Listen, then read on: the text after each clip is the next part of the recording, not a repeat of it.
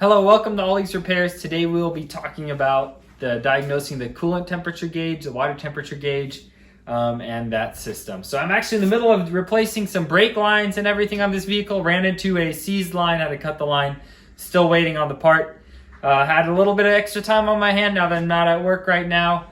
I've been growing out the beard a little bit, and so I figured I would make a video here filming this repair of the water temperature gauge. So why am I making this? Well, simply, I've worked on multiple of these vehicles, and every single one that I've worked on has always had a faulty water temperature gauge that I've always repaired this way. For this repair, you're going to need a grounding wire to first test your indicator. You're going to need the instrument cluster removal video, which is linked here, a 7 and 8 millimeter socket, some screwdrivers, some pliers, a knife or sandpaper, a Dremel tool, epoxy JB weld, and even a soldering iron.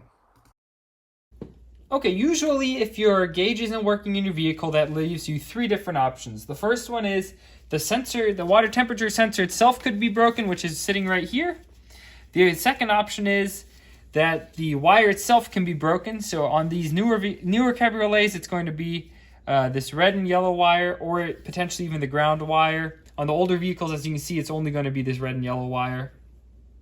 And the last option is that the gauge isn't working. Usually on these vehicles, it is that the gauge is broken. But so how we're going to test that is we're going to take a ground wire here. I just have this connected to the ground on the battery. With the vehicle on run, I'm going to take it and I'm going to ground out this red and yellow wire.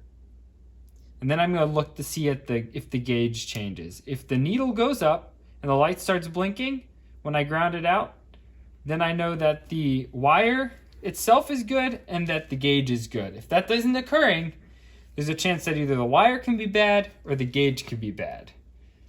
So as you can see, the water temperature gauge was actually working when I grounded this red and yellow wire. That's because I ended up filming the diagnosis after I repaired the gauge. So most of you people watching, the issue will probably be the water temperature gauge itself is faulty. Now that you've determined that the gauge in your instrument cluster is what needs repairing, you need to watch the instrument cluster removal video, which I have linked in the description as well as in the video right here. We'll begin with instrument cluster disassembly. First, remove these light bulbs. We actually did an LED upgrade here, so just carefully remove them. I like to use some pliers to crack them loose.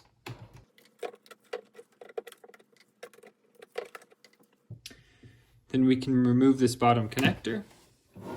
There's two little tabs here. Push them in and pop them out.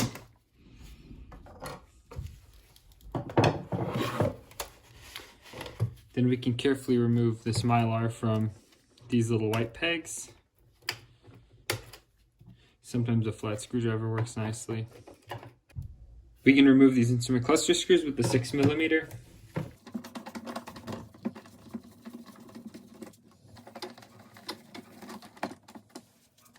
Pay attention on this one. You have this little insulated washer.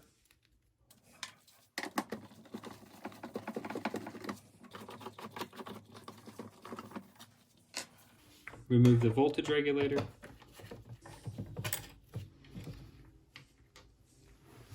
Carefully lift it up and then remove this metal bracket, set it aside. Since we are trying to fix the water temperature gauge, we will be removing these three screws, or bolts I should say, that hold the water temperature gauge in. This is done with a 7 millimeter socket.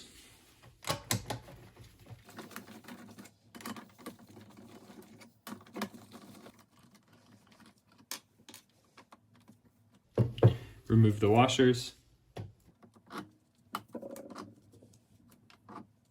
And then finally, make sure this little mylar here is out of these little hooks on the side. Okay. Lift up on the instrument cluster carefully. And here we have it removed. Now that we already undid these three screws on the back for the water temperature gauge, we can carefully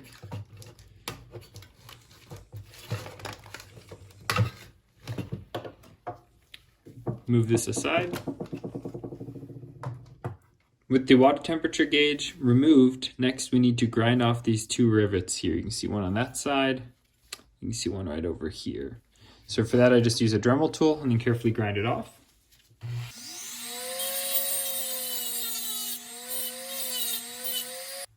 With the rivets sanded down, next I'm going to use a screwdriver and I'm going to push on the back of it to kind of pop them out of where they're in.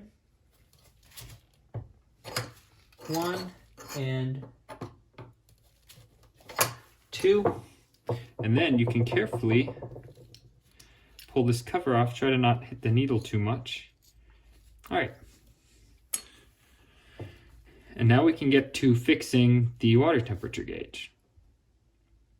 Usually the issue in these is if you look closely in here, you see that this little wire that runs across that silicone chip and then into this solder joint. Usually that wire oxidizes and then you can see the solder joint looks all gross. So what we're going to be doing is removing this solder joint, cleaning the wire, and then also the solder joint on this side for the other side of the wire. Take a soldering iron and kind of heat this up. As I was soldering, I carefully pulled this wire out right here, and next we're going to scrape it clean. Scraping the wire clean, just be very careful. I'm just using this knife just a little bit.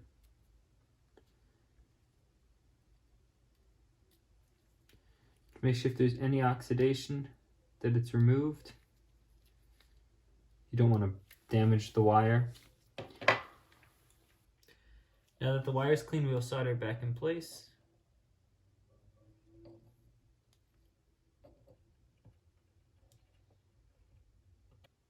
One side down, repeat the same on the other side.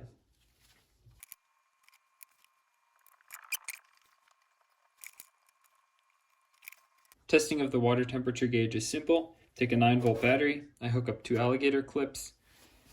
Take the positive, hook it up to the right side or the hot side of the gauge. Take your negative, hook it up to the other side.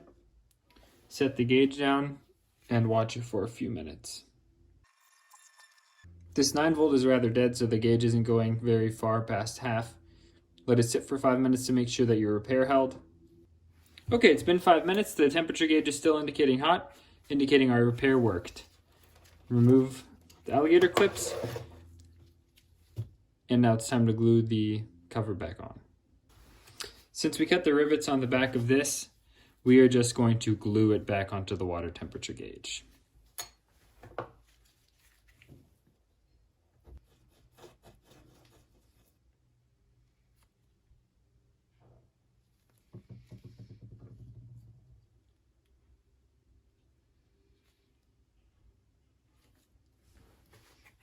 I take a screwdriver, try to push these rivets in again to give it that stock look.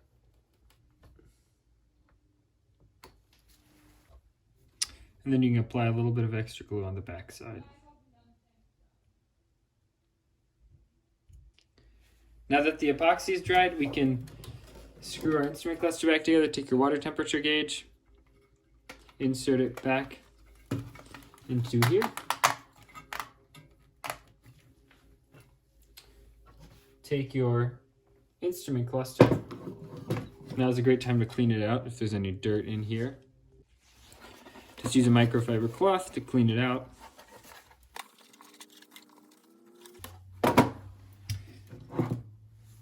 Take your instrument cluster. If there's any dirt on these faces, you can carefully wipe it off as well.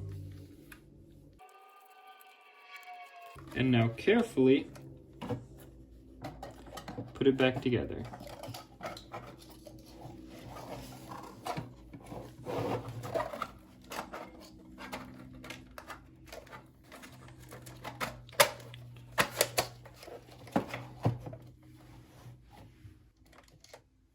Start screwing on these 3 screws that hold the water temperature gauge in.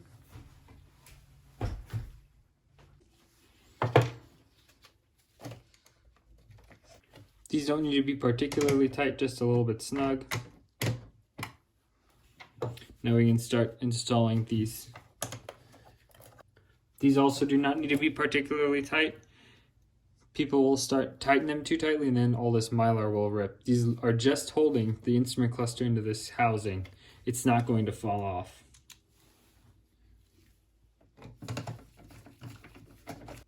The one with the washer, install this little metal plate and the voltage regulator.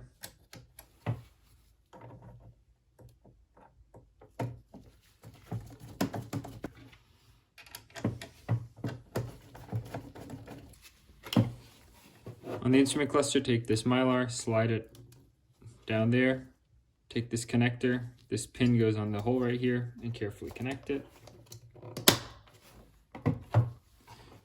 On the top side here, carefully slide this onto the white pins again.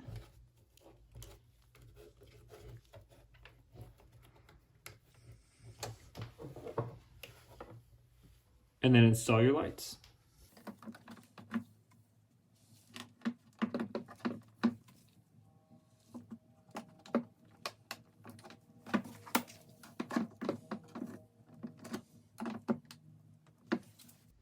Congratulations, you've now fixed your water temperature gauge.